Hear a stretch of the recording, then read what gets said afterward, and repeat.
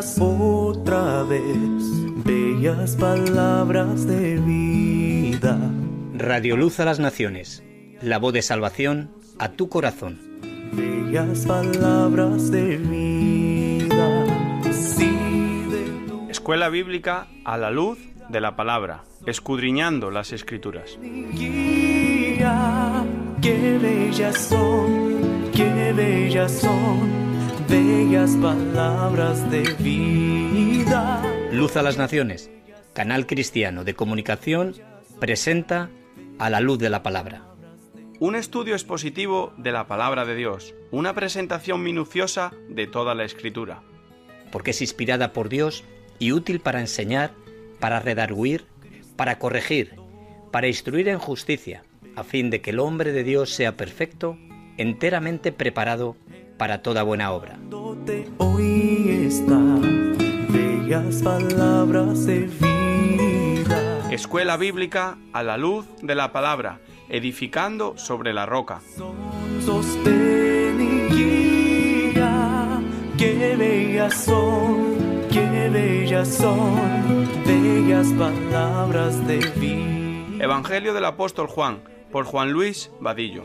Qué bellas son, bellas palabras de vida. Hizo además Jesús muchas otras señales en presencia de sus discípulos, las cuales no están escritas en este libro, pero éstas se han escrito para que creáis que Jesús es el Cristo, el Hijo de Dios, y para que creyendo tengáis vida en su nombre. Evangelio de Juan, capítulo 20, versículos 30 y 31. Sostén y guía, qué bellas son, bellas palabras de vida. Qué bellas son, bellas palabras de vida. Estamos exponiendo el Evangelio de Juan. Estamos en la clase número 26 y nos encontramos en el capítulo número 3 y venimos viendo un contexto, un bloque, una porción del Evangelio de Juan que está en el capítulo número 3 que se nos leyó en esta mañana, que tiene que ver con los versículos del 11 al 21. Pero estos versículos los dividimos en 3 partes para que podamos comprender mejor qué es lo que nos está enseñando este pasaje. Y los primeros versículos, que era el 11 y el 12, trató con algo que tiene que ver con lo que es la incredulidad. Pero hablamos en base a lo terrible que es la incredulidad. Si hay un pecado, todos los pecados son terribles, pero si hay un pecado que predomina, yo creo que por encima de todos, tiene que ver con la incredulidad. Pero los versículos 13 al 17 también vimos una parte que tiene que ver con lo que es que esa incredulidad recibe una respuesta de parte de Dios a través de lo que expusimos en este pasaje. Y en esta mañana queremos ver el tercer punto, que son los resultados de esa incredulidad. Como puedes ver, todo trata con la incredulidad. Y aunque es un pasaje que el eje central trata con el versículo 16, ese famoso versículo, porque de tal manera Dios amó al mundo que ha dado su Hijo unigénito para que todo el mundo que en él crea no se pierda, mas tenga vida eterna. Aunque ese es el versículo clave, nosotros vemos que desde el versículo número 1 del capítulo número 3 hasta el versículo 21, que trataremos en esta mañana, es una conversación que Jesús está teniendo con Nicodemo, un líder religioso, un rabino, el maestro, como se le cataloga. Pero lo que Jesús está tratando con él es lo mismo que viene tratando con nosotros. Y nos habla de esa necesidad que el ser humano tiene de nacer de nuevo. Porque si nosotros no nacemos de nuevo, no podremos entrar al reino de los cielos. Es decir, si nosotros no nacemos de nuevo, no podemos ser salvos. Y Jesús está tratando, en medio de esta conversación con Nicodemo, unas palabras muy importantes que giran en torno a estas características de la incredulidad. Recordemos que Nicodemo se estaba excusando. excusando de aquello que realmente Dios, a través de Cristo, estaba tratando tan claramente con su vida, y él estaba rehusando, él estaba justificándose. Él estaba siendo un ignorante espiritual, puesto que siendo maestro él debía saber lo que Jesús le estaba enseñando, tratando por medio de pasajes como era en el Antiguo Testamento, que ya venía como símbolos, como principios que Jesús estaba tratando. Así que en medio de todo esto nosotros vemos la gran necesidad que el ser humano tiene de arrepentirse y conocer a Cristo. Dijimos que el primer pecado que realmente trata el Espíritu Santo con nosotros cuando oímos el mensaje, precisamente es la incredulidad.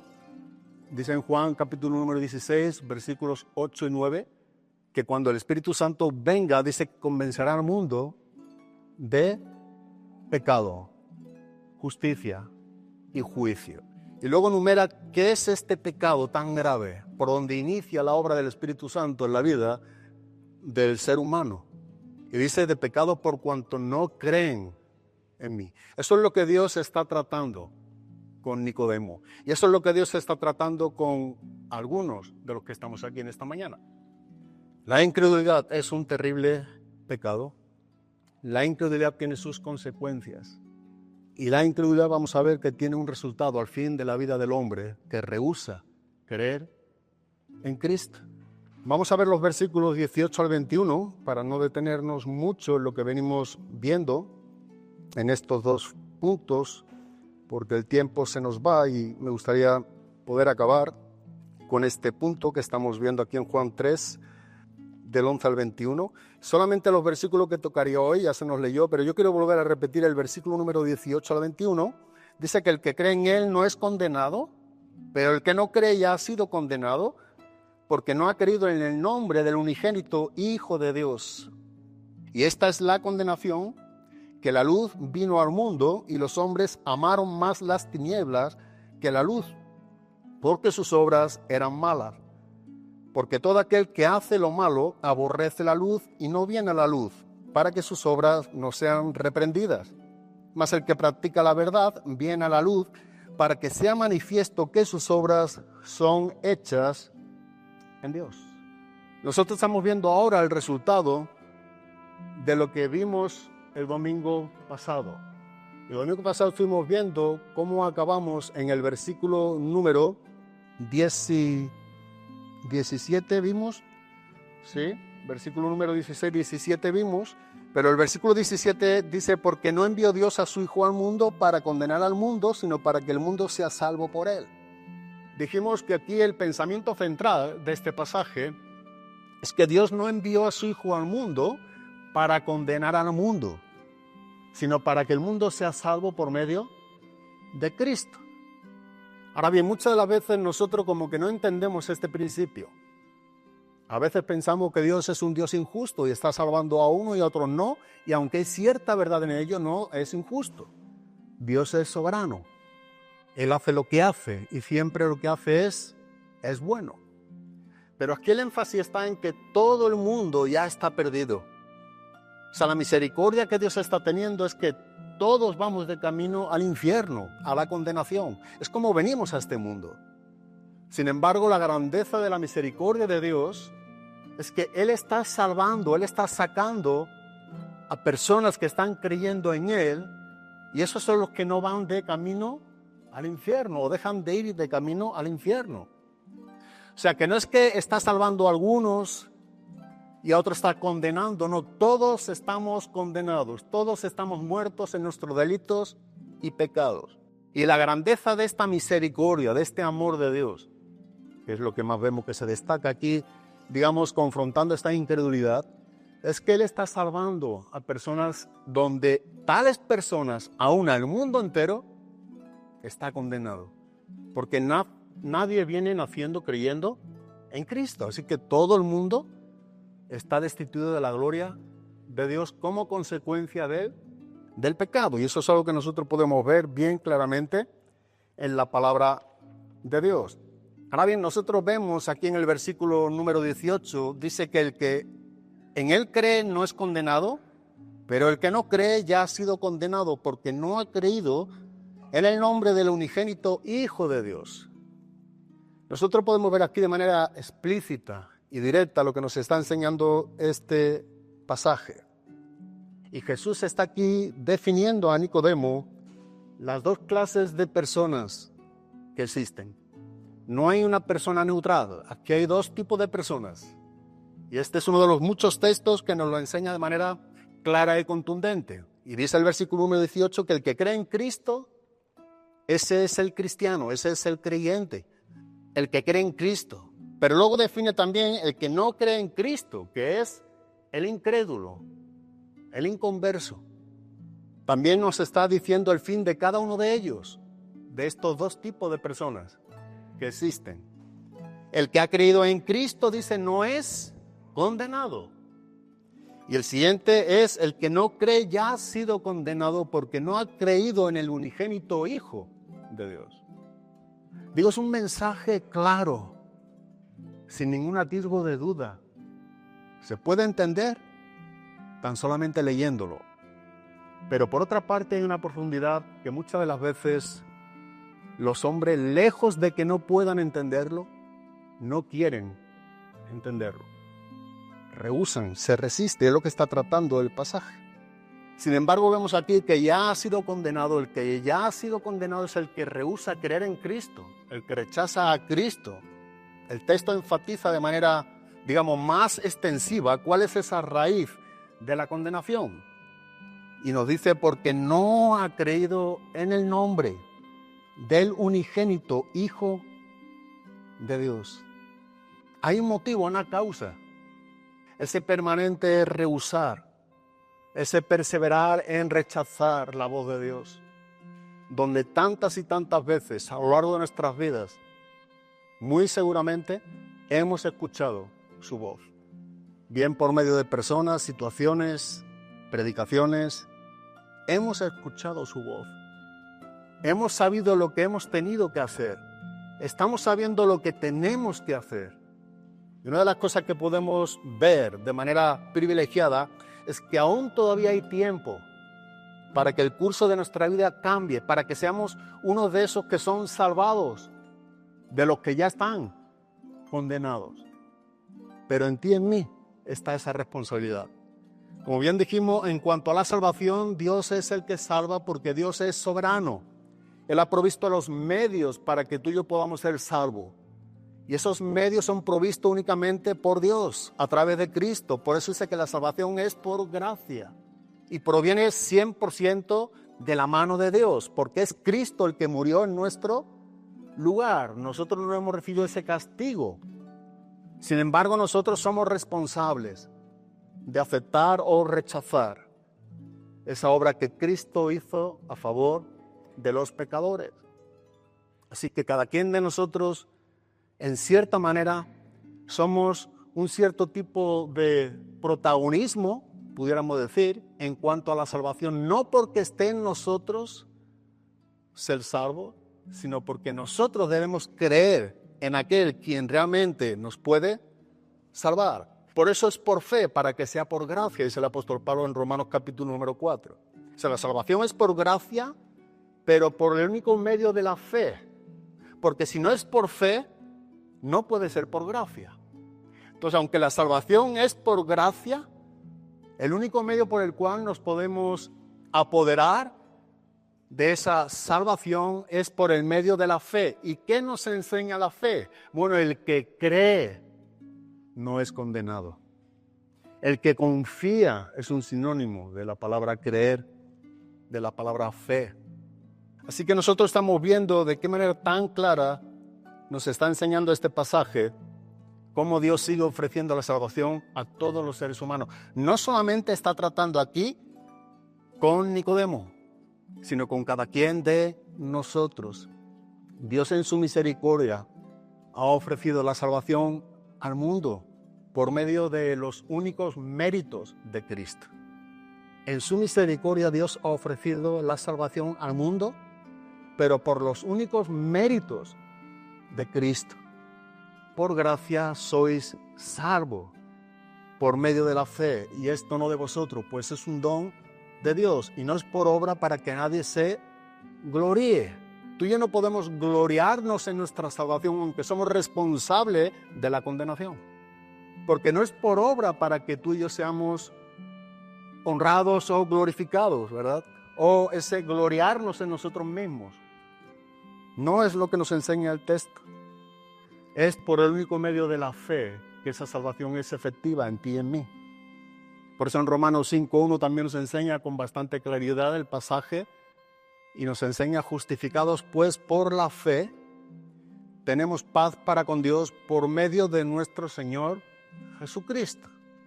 Justificados pues por la fe, y solamente por la fe es que podemos tener paz con Dios, por medio de Jesucristo. Ahora bien, dice: el que en Él cree. Volvemos nuevamente al énfasis del versículo 18. El que en Él cree no es condenado. Jesús ya nos aclaró este principio de manera, digamos, inequívoca en Juan capítulo número 5, en el versículo número 24. Digamos que es una extensión de lo que estamos viendo aquí en el versículo número 18 para que tengamos una mejor comprensión de lo que nos está enseñando en el que cree en Él. Dice que en Juan 5:24, de cierto os digo, el que oye mi palabra y cree al que me envió, tiene vida eterna y no vendrá a condenación, dice, mas ha pasado de muerte a vida. Nota por un momento el orden de este pasaje. De cierto os digo. Y está hablando directamente cuál es el procesar, aunque de manera misteriosa, pero a la misma vez comprensiva, porque tenemos aquí las Escrituras, en cuanto a cómo el hombre puede salvarse. El que oye mi palabra y cree. La fe, dice en Romanos capítulo 10, versículo número 17, dice: la fe viene por el oír y el oír por la palabra de Dios. Tú estás oyendo en esta mañana la palabra de Dios. Y la palabra de Dios está ministrando a tu vida, te está enseñando qué es lo que Dios tiene para contigo. Te está enseñando quién eres tú sin Dios y qué es lo que puedes ser con Él. Nos está enseñando el destino del fin de nuestra vida si nosotros rehusamos creer en el Hijo unigénito de Dios. Como también nos está enseñando lo que puede acontecer en ese cambio en tu vida y en mi vida cuando nosotros creemos en Cristo. El que oye mi palabra y cree al que me envió, dice que tiene vida eterna y no vendrá a condenación, pues ha pasado de muerte a vida. El Dios que no miente nos enseña de manera categórica, de manera clara, contundente, sin ningún tipo de ambigüedad. Dice que el que cree en Él tiene. ¿Qué es lo que tiene? Vida eterna. Cada vez que leo este pasaje me gusta con qué contundencia la palabra de Dios nos está dando el regalo más grande que podamos nosotros recibir y el que debemos recibir en vida, que es la vida eterna. Pero sin ningún atisbo de duda, sin ningún titubeo. Tiene vida eterna. Y no vendrá, ¿qué? A condenación, mas ha pasado de muerte a vida. El cristianismo es quien solamente nos está dando aquello que Dios ofrece como es la vida eterna, ahora, a este lado de la eternidad.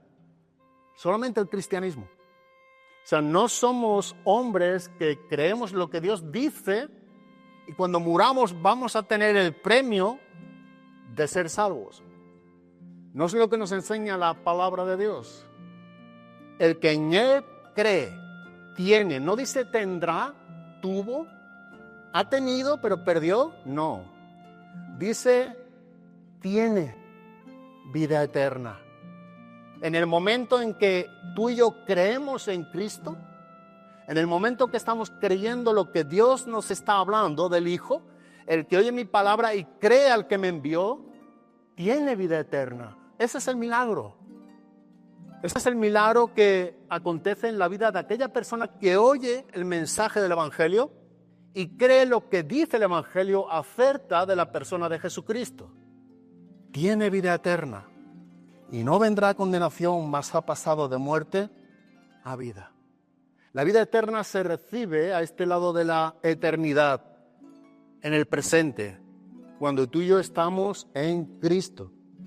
Eso es algo grandioso. Eso es algo de mucha seguridad. Y lo declara Dios, ¿verdad? Tiene. El que cree, tiene.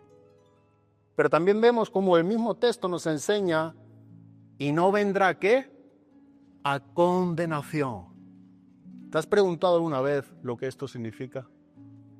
Creo que por más que pudiéramos explicar y pudiéramos ser buenos comunicadores, nunca lograríamos entender qué tipo de condenación es la que la Biblia nos está enseñando. Y aun cuando nosotros vamos a la palabra, no estamos capacitados en nuestras mentes para poder entender la profundidad de esa condenación, donde si partimos de esta tierra sin creer en el Hijo unigénito de Dios, es decir, sin tener la vida eterna porque no hemos creído en Cristo, estaríamos por toda una eternidad en condenación, en un sufrimiento, en un castigo eterno, sin fin. Y digo, no vamos a poder ver la plenitud de lo que en sí encierra esa verdad. El castigo eterno es algo que tú y yo no vamos a poder comprender en cuanto a cómo lo está enseñando la palabra de Dios y cómo quiere Dios que lo entendamos. Pero dice que no vendrá condenación. ¿Por qué? Porque aquellos pecados que nos condenaban, que nos acusaban, ya no están en nosotros. Ya Dios nos ha limpiado por la bendita sangre de su Hijo Jesucristo. ¿Sabes? Todo ese tipo de acusación, de tormento que ha habido en nosotros antes de creer en Cristo. Cuando tú y yo estamos en Cristo, dice la palabra de Dios, que de modo que si alguno está en Cristo, nueva criatura es. Dice que las cosas viejas pasaron y aquí son todas hechas nuevas. Dios no tiene más memoria de nuestros pecados. Dice que Él coge tu pecado y mi pecado y los arroja al fondo del mar. Y me gusta como el texto enfatiza, y nunca más tendrá memoria de ellos. Nunca.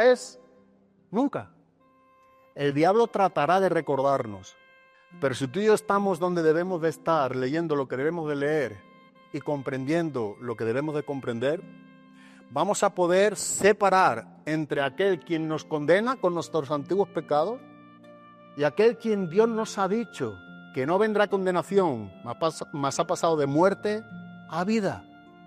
No nos puede condenar esos antiguos pecados. Y no solamente eso, sino que ahora como cristianos, ¿pecamos? Sí, dice la Biblia, tristemente. No buscamos pecar. Por eso el apóstol Juan dice, y si pecáis, abogados tenéis para con el Padre, a Jesucristo, el justo. Pero tenemos abogado para con el Padre. Y sigue siendo Jesucristo el justo. Y eso es algo que solamente lo puede ofrecer el Dios de la Biblia. Me gusta como dice la traducción del lenguaje actual, la cita de 2 Corintios capítulo 5, versículo número 17. Ahora que estamos unidos a Cristo, somos una nueva creación. Dios ya no tiene en cuenta nuestra antigua manera de vivir, sino que nos ha hecho comenzar una vida nueva. Cuánta gracia hay en este texto. Cuánta verdad que tú y yo no merecemos. Pero eso es lo que nos enseña el Dios que nos salva, por estar unidos, como dice la palabra, a Cristo, porque somos ahora una nueva creación.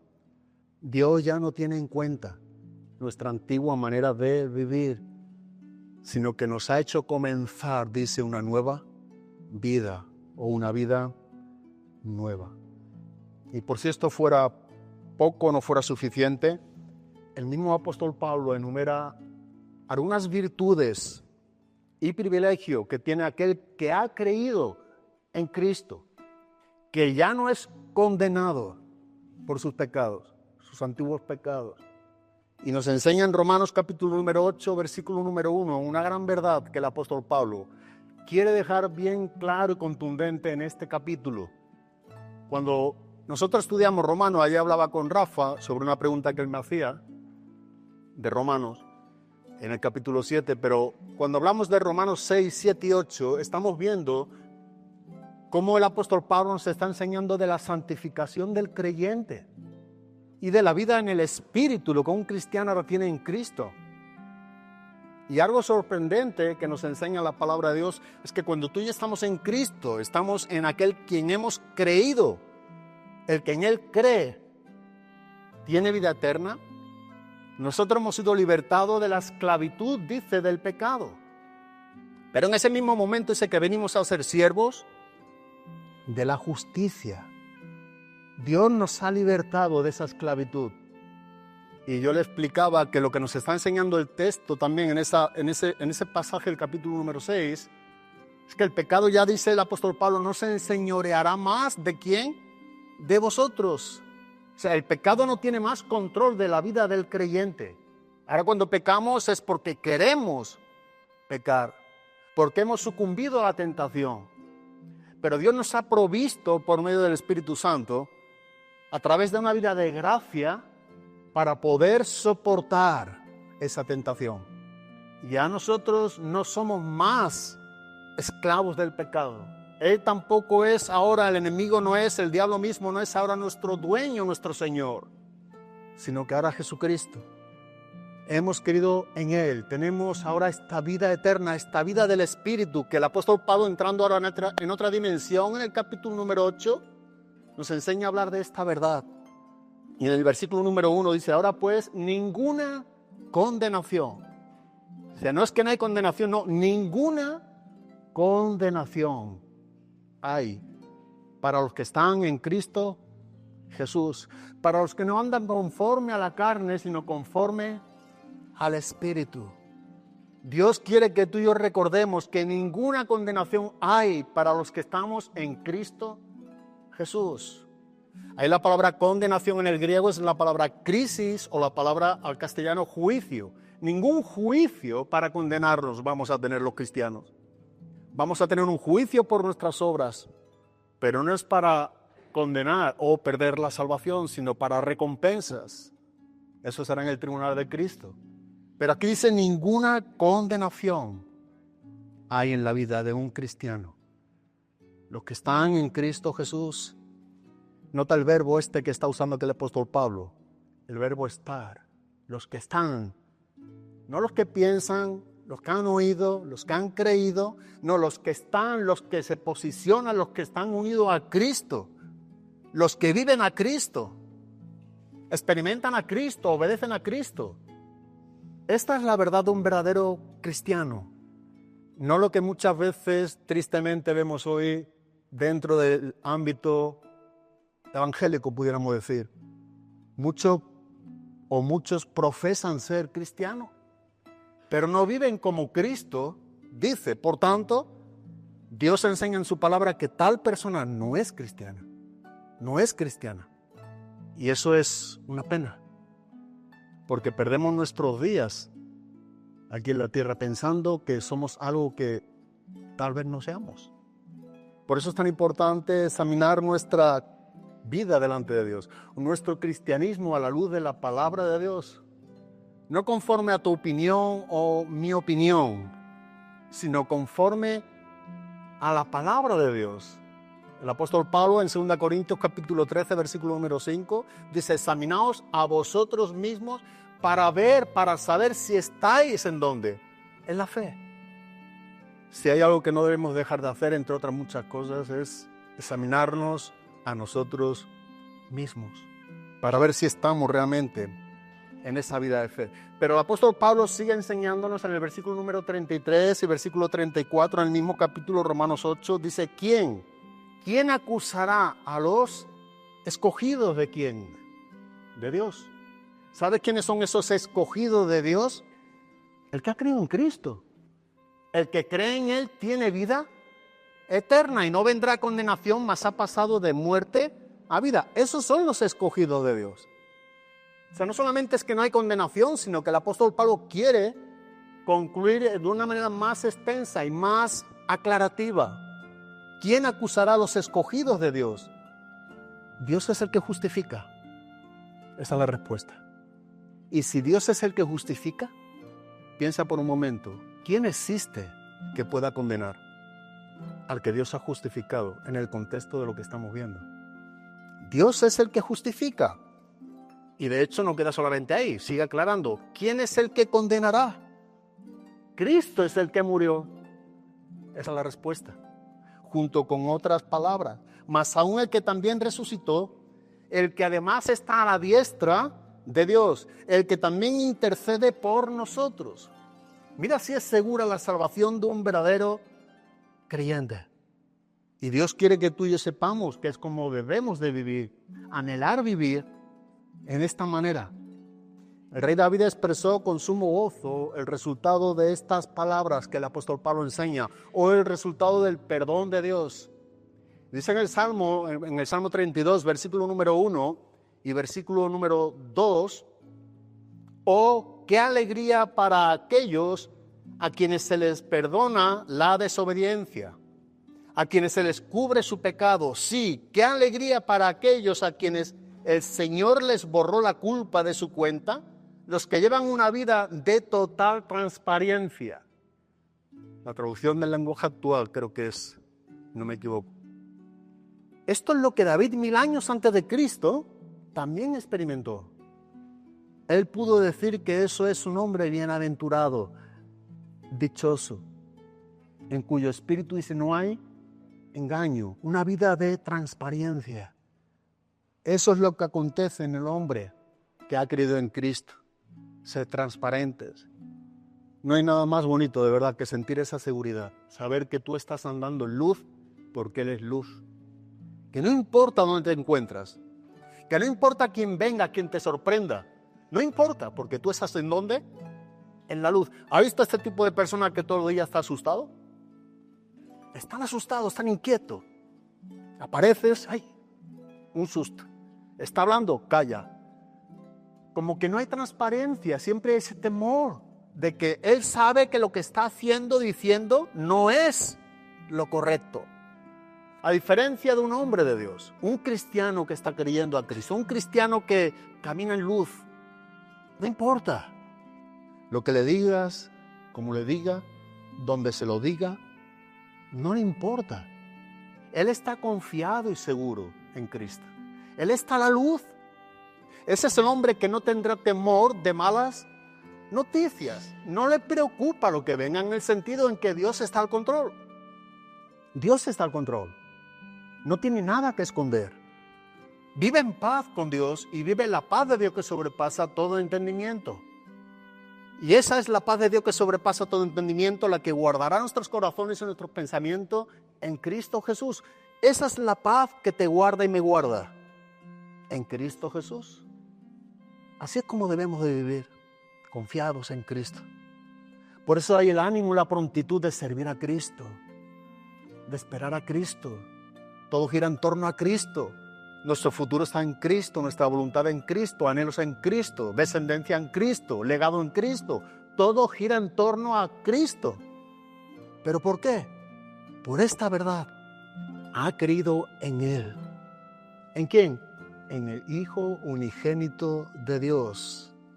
No viene a condenación. Eso es un aliento en nuestra vida cristiana. Saber que Dios no nos va a condenar. Es un aliento, una seguridad que tú y yo tenemos para servirle a Él con gratitud, con rendimiento, con gozo, con ánimo. No es poco lo que Dios nos está dando. Sin embargo, la parte antagónica al contraste del creyente que hemos tratado de arrojar un poco de luz, los resultados para el incrédulo son totalmente opuestos. Es distinto. Dice, pero el que no cree, nota la responsabilidad del individuo aquí, de la persona. El que no cree ya ha sido condenado. Pero mira, ¿acaso esto es una injusticia? ¿Acaso es lo que Dios está determinando sobre él simplemente porque a Dios le place? No, el texto nos lo enseña. El mismo texto dice, pero el que no cree ya ha sido condenado porque no ha creído ¿En quién? En el nombre del unigénito Hijo de Dios. Hay un rechazo personal, voluntario. Dice el que no cree, el que no confía en Cristo. Ese está en un escenario sin precedentes. El que no cree. Y aunque en cierta manera la sentencia final de esa persona, de quienes rechazan a Cristo, sigue siendo algo futuro, ahora en el presente está viviendo una amenaza continua. Esa advertencia sigue siendo una amenaza para bien para el que no cree. Le está diciendo Dios, el fin de tus días concluirán de esta manera si sigues sin creer en Cristo, no solamente en un principio de una condenación, sino que se consumará esa condenación por toda una eternidad sin remedio alguno. El que no cree, mira cómo es en Juan 5, 28 y 29.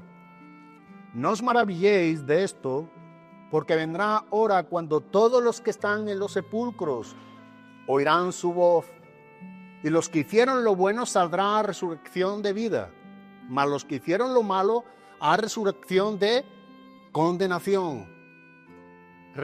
Resurrección de vida o lo que es la primera resurrección, porque hay etapas de resurrección en la vida del creyente. Dice que será para vida. Eso es para el creyente. Pero aquí nos habla también de la resurrección de condenación, que se refiere a ¿quién? Al incrédulo. Y eso acontecerá al final del milenio, en el juicio del gran trono blanco, que habla Apocalipsis capítulo 20, del 11 al 15. Ahí está ese juicio final. Ahí se consumará esa persistencia en la incredulidad, en rechazar a Cristo. Pero Dios está advirtiendo vez tras vez. Y cada una de las personas que nosotros estamos viendo está en una de estas dos resurrecciones. No hay más. Y lo distingue el que cree o el que no cree. Ahora, aquí lo que hemos leído, aquí nos está enseñando, como dice en Juan 5, 28 y 29, que todos los que están en los sepulcros oirán su voz y los que hicieron lo bueno saldrá resurrección de vida. Aquí no dice que por buenas obras se obtiene la salvación.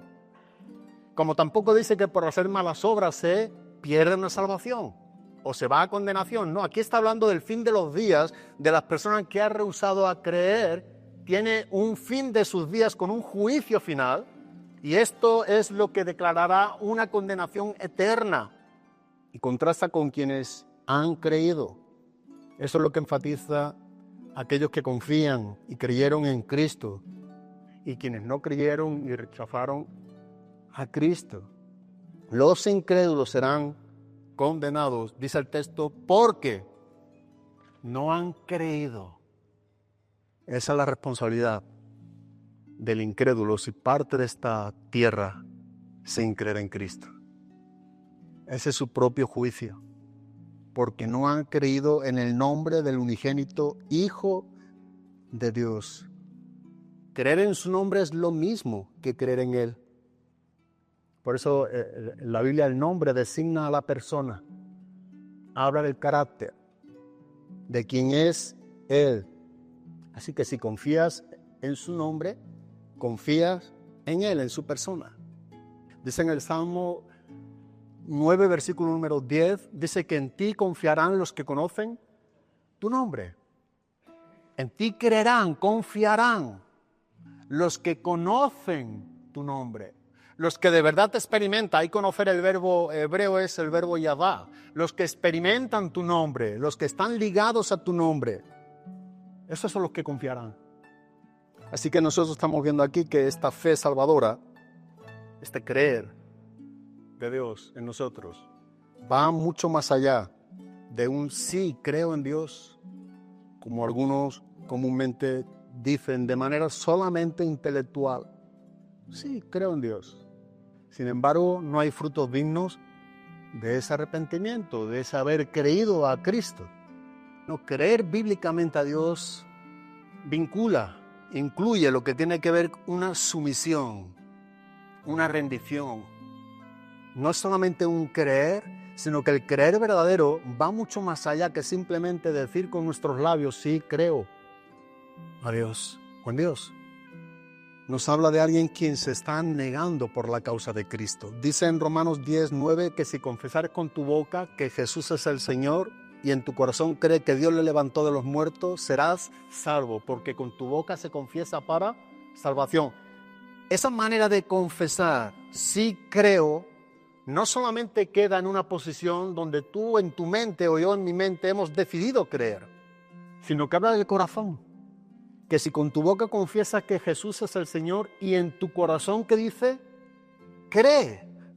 Es un creer interno donde el corazón es confrontado. Y a la misma vez que es confrontado, es derribado, es derrotado. Y entonces cree para justicia. Cree realmente lo que Dios nos enseña en su palabra. Y como resultado de ese creer, el que cree en Él, quiero enfatizar un poco esta manera de creer, no es un creer liviano, no es un creer como yo quiero creer y como yo quiero vivir. Eso no existe en la Biblia para el verdadero cristiano. Nota como Jesús mismo en Lucas capítulo número 9, en el versículo número 23 y 24 dice, y decía a todos, ¿a cuántos? A todos, si alguno quiere venir en pos de mí, niéguese a sí mismo. El que cree realmente a Cristo es un hombre que se va a negar a sí mismo. Esto no va a estar nunca de manera desatendida. Va a tener presente que se va a negar a sí mismo. Tomará su cruz, ¿cuánto tiempo? Día tras día, mostrará a Cristo. Y entonces seguirá a Cristo. Porque todo el que quiera salvar su vida, nota lo que dice ahora Jesús, porque todo el que quiera salvar su vida la perderá. Esto es una paradoja. El que quiera salvarse a sí mismo se pierde. El orden en la Biblia lo encontramos aquí. Y todo el que pierda su vida por causa de mí, ese es el que se salva. Tú y yo estamos para perder nuestras vidas por causa de ¿quién? De Cristo, no para ganarla, no para guardar nuestras vidas, no para apreciar nuestras vidas, no, perderla por la causa de Cristo. Ese es el que se salva, dijo Jesús. Así que no es como muchas de las veces escuchamos o enseñamos, sí, creo en Dios nada más, ya soy salvo, ¿de verdad? Después hay un examen práctico, y es el diario vivir tuyo y el diario vivir mío. Eso mostrará si tú y yo realmente hemos creído en el unigénito Hijo de Dios, si es que hemos pasado de muerte a vida. Ese es el Cristo que realmente tú y yo debemos de creer, porque Él solamente es el camino, Él es la verdad y Él es la vida, y nadie viene al Padre si no es por Él. O como Lucas registra en el libro de los Hechos de los Apóstoles, en el capítulo 4, versículo número 12, hablando de la persona de Jesús, y dejando de manera bien clara y certera, en ningún otro hay, ¿el qué? Salvación. Hablando de Cristo. ¿Por qué? Porque no hay otro nombre bajo el cielo. No existe, no ha existido, no va a existir otro nombre bajo el cielo dado a los hombres en que podamos ser salvos, solamente por el nombre de Cristo. Siguiendo ahora nuestro texto, el versículo 19 al 21, que va muy en el mismo contexto de la condenación. Y nota como en estos versículos, del 19 al 21, está habiendo una misma sintonía sobre la condenación, y es por medio del contraste entre lo que es la luz y la oscuridad.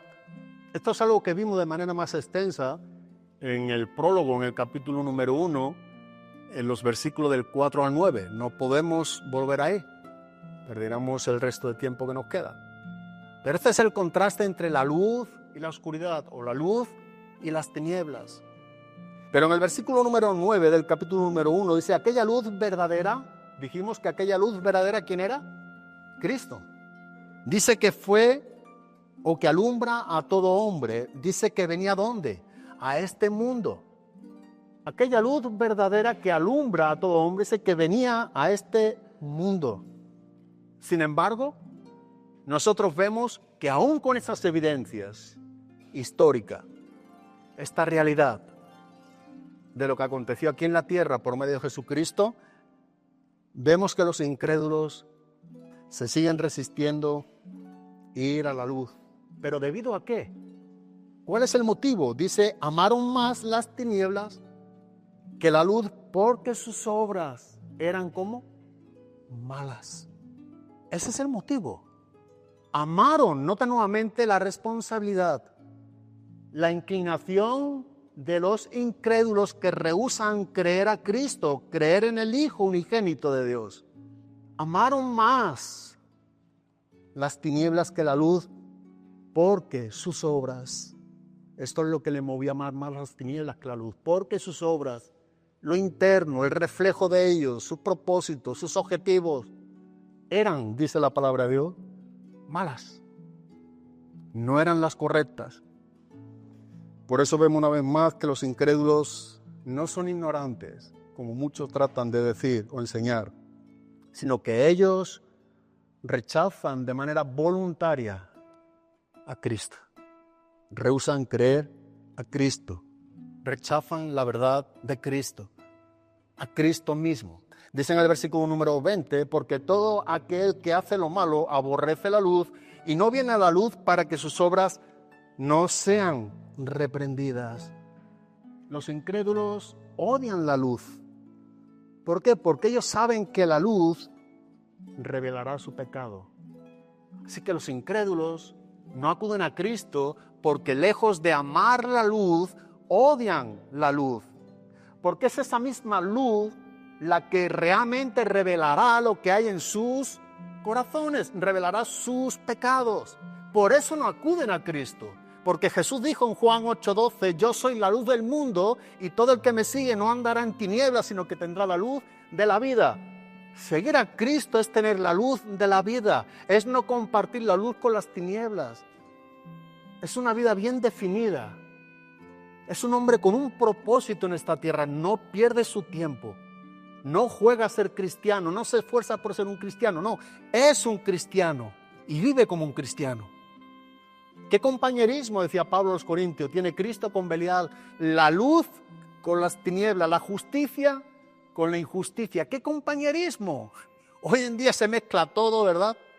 Se trata de tener mucho humanismo con todo, pero Jesús siempre fue claro, ha sido claro, nos deja la claridad en su palabra.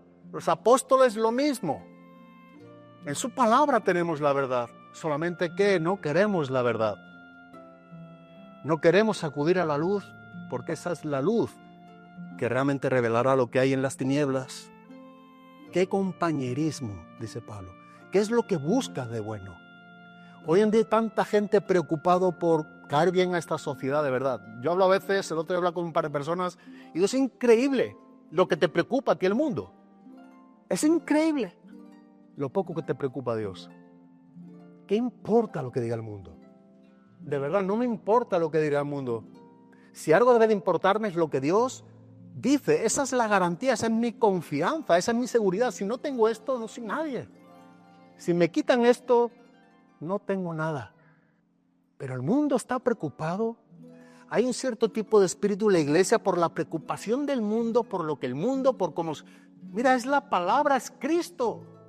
Se trata de Cristo, no del mundo. Se trata de no caer bien o estar bien entre el mundo, no. Se trata de servir como un verdadero cristiano a Cristo, quien es la luz del mundo. Y todo el que me sigue, dice, no andará en tiniebla. No tendrá compañerismo. Como algunos dicen, ¿no? ¿Qué tiene de malo esto? Esa no es la pregunta es ¿qué tiene de bueno? ¿Qué es lo que tiene de malo? ¿Verdad? ¿Cuántas veces no he escuchado a cristianos decir esto o preguntar? ¿Pero qué es lo que tiene de malo? El profeta dice, ¿qué comunión? ¿Verdad? Pablo dice a los Corintios, ¿qué comunión? Pero lo mismo encontramos en el Antiguo Testamento, ahí de aquel que a lo malo llame bueno y a lo bueno malo. Y que ponga las tinieblas por luz, o de luz, o la luz por las tinieblas. Hay de aquel, dice, que trata de cambiar el orden. El pecado es pecado. Y el pecado necesita ser llamado por su nombre. Y el nombre del pecado lo da la palabra, pero también lo da tu conciencia y mi conciencia. Y si tú y yo somos cristianos, el mismo Espíritu Santo nos lo dice, nos lo recuerda vez tras vez, para que no se nos olvide.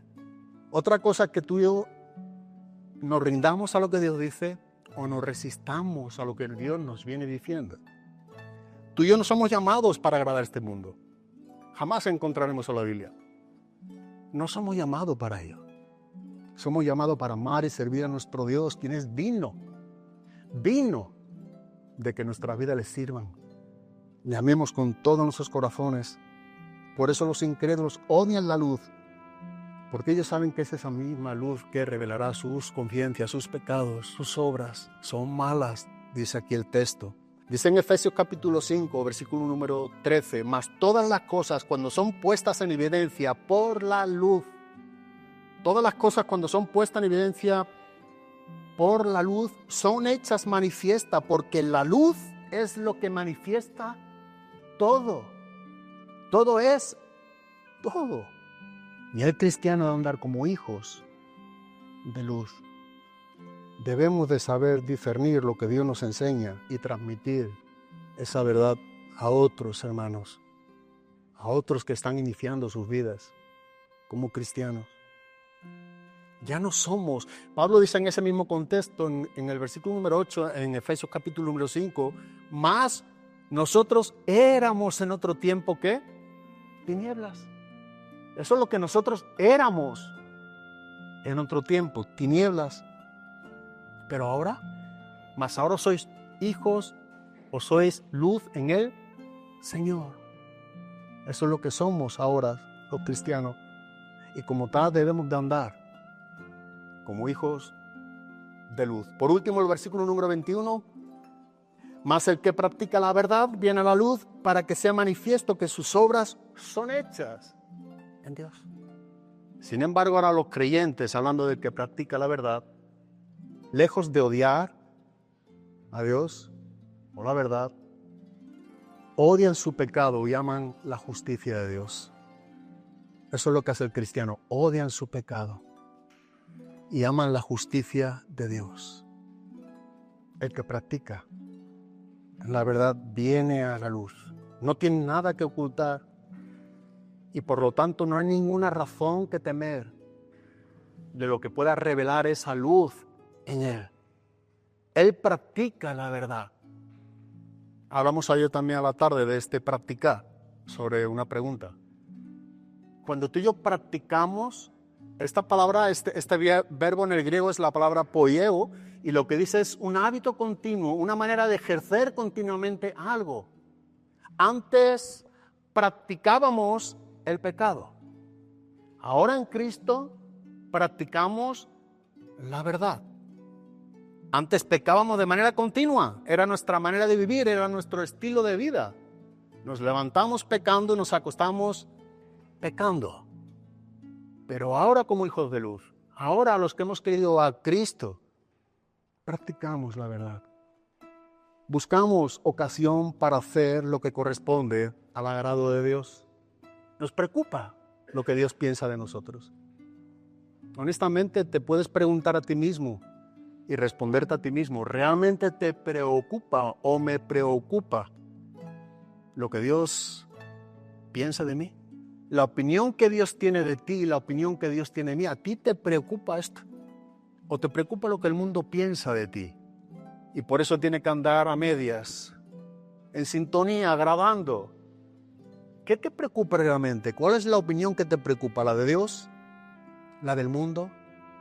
¿La de tu familia? ¿Tus amigos? ¿Qué te preocupa? Debe de preocuparnos la opinión que Dios tiene de nosotros. Ahora esas obras, el que practica la verdad, son obras que corresponden a la luz, corresponden a esa verdad de Dios. Esas son las obras de las cuales en Efesios 2, versículo número 10, dice que fuimos hechos, porque somos hechos, hechura suya, creados en Cristo Jesús, para buenas obras, de las cuales Dios preparó de antemano para que anduviésemos en ellas. Hechura suya, creados en Cristo Jesús. Eso es lo que somos. Eso es practicar la verdad. Esas obras de las cuales Dios ha preparado de antemano para que tú y yo no solamente conozcamos, pensemos, aconsejemos. A veces aconsejamos algo que tenemos que preguntarnos. ¿Yo ando en esa verdad? ¿Yo practico esa verdad? ¿Estoy andando en esa verdad de Dios? ¿En esas buenas obras? Necesitamos concluir aquí lo que hemos visto en estos domingos, en este pasaje. Y una de las cosas que podemos ver, concluyendo ya este pasaje, aquí en el versículo número 21, que aquí nosotros nos vemos, dijimos la otra vez, que Nicodemo hubiese aceptado la salvación de Dios o haber creído a Cristo. En Hechos 7, en Hechos 19, podemos ver, Juan 7 y Juan 19, podemos ver posteriormente que estas palabras en la vida de Nicodemo clavaron hondo. Y la respuesta vino más tarde. Pero él oyó las palabras de Jesús. Posteriormente tuvo que creer en esas palabras. Y vemos a un Nicodemo que había sido salvado. Le preocupaba entonces la vida cristiana. Y eso es algo que muchas de las veces también lo vemos entre medio de nosotros.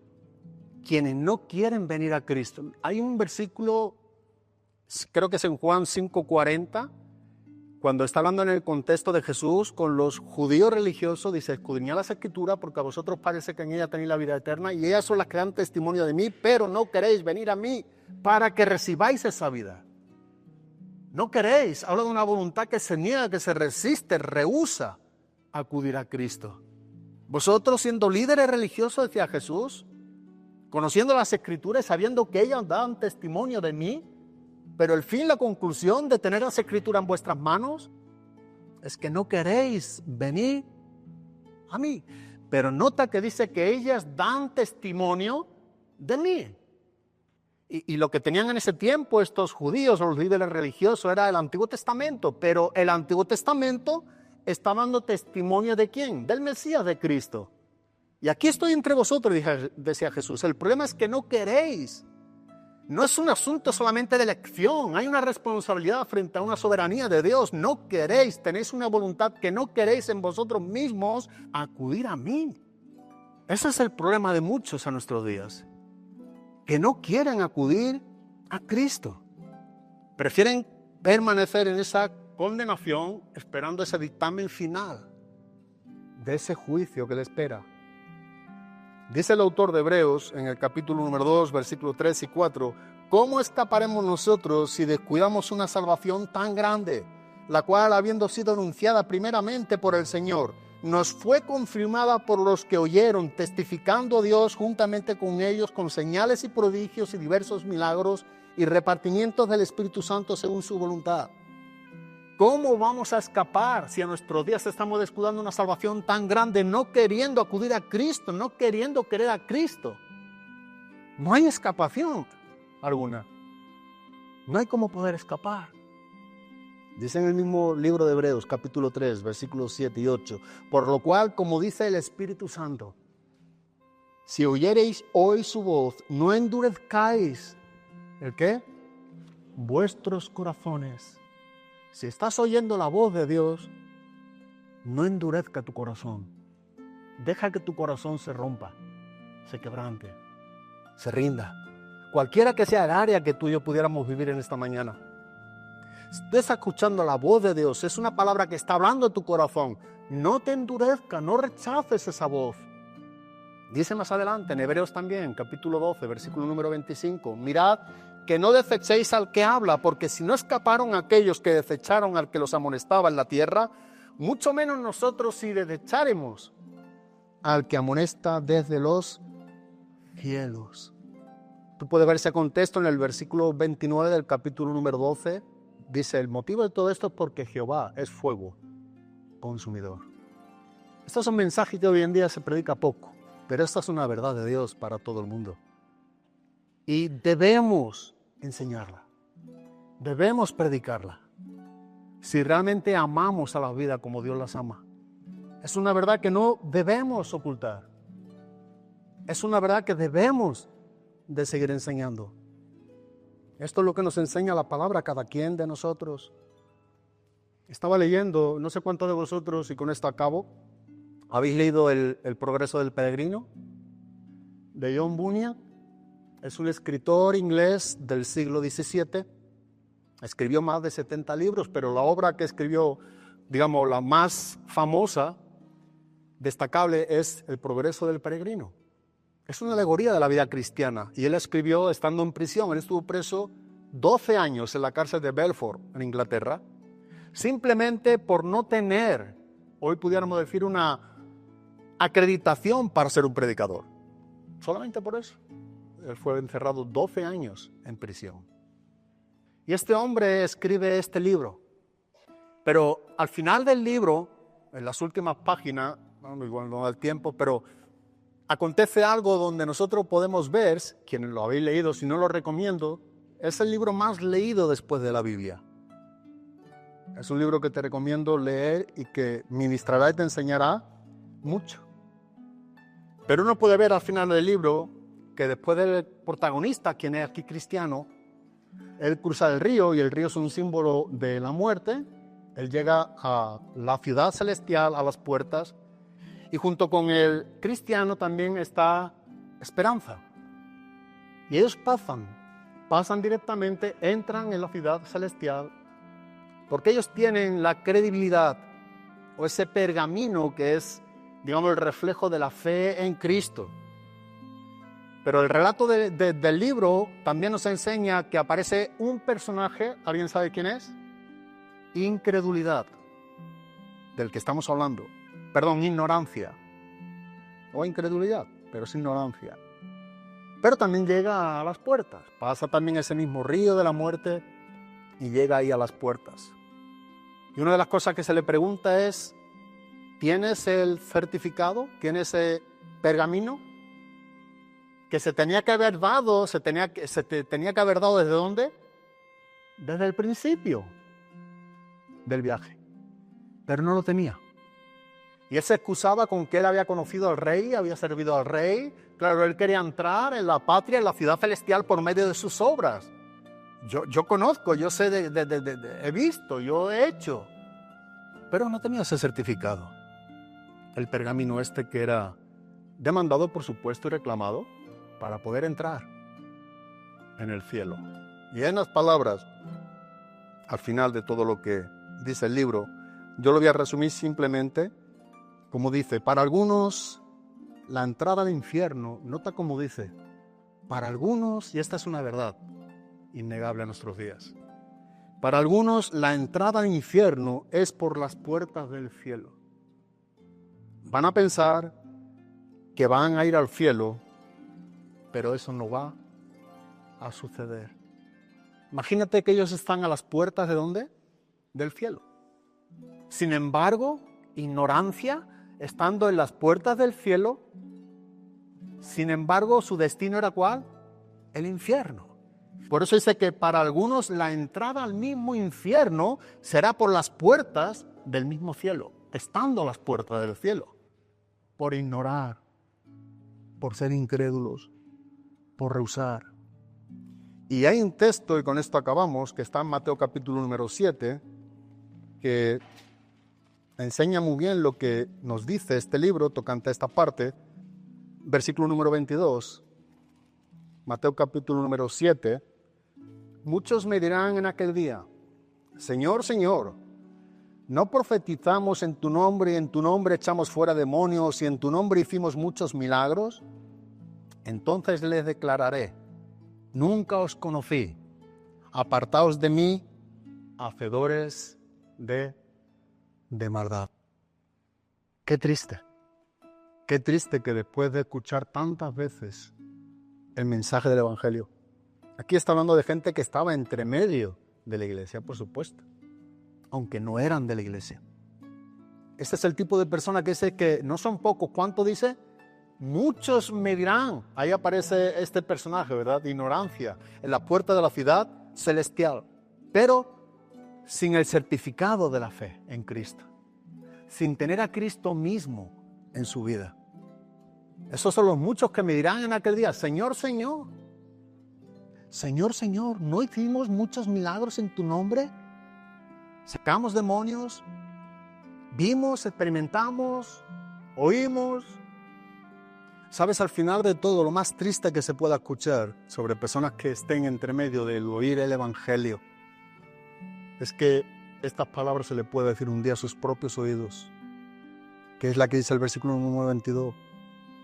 Entonces dice, os diré, nunca os conocí. Apartaos de mí, dice, hacedores de maldad. Aún inclusive, si tú eres uno de los que todavía eres de esos muchos que pueden decir mucho de Dios, pero no tienes a Dios, la misericordia de Dios es tan grande que Dios te permite que eso hoy, en este día, pueda cambiar. Pero ¿sabe cuál es el requisito? Creer verdaderamente ¿en quién? En Cristo. Porque aquí está hablando que aquellos quienes dirán Señor, Señor, realmente vivieron sin que Cristo fuera su Señor. Fueron señores de sus propias vidas.